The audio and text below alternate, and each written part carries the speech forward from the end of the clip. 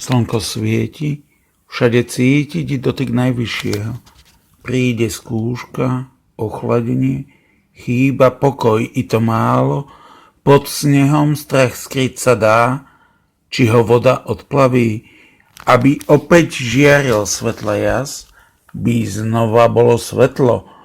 Bol raz jeden človek, dobrý a spravodlivý, mal všetko, bol za to nesmierne vďačný.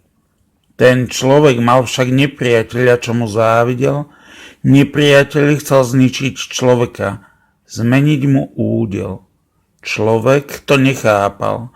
Zavolal si teda priateľov troch, by mu pomohli nájsť zmysel tých jeho nehôd.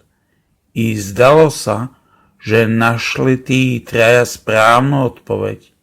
Mýlili sa, radšej zmlkli, urobili to takmer hneď.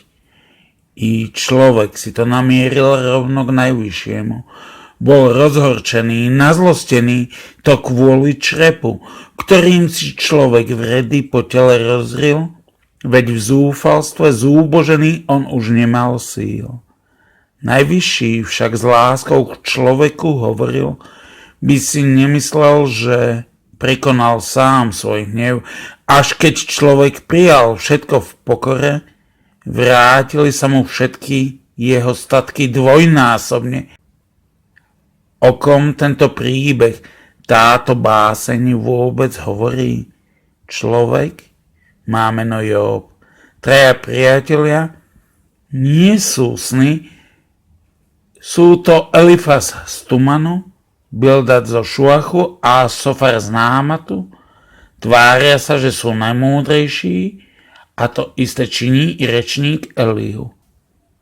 Nepriateľ je diabol, padlý anjel. Ľuďom závidí.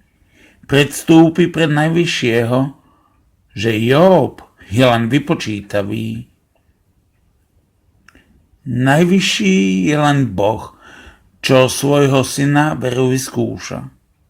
Vpravde, on nikdy neopustí svojho Joba.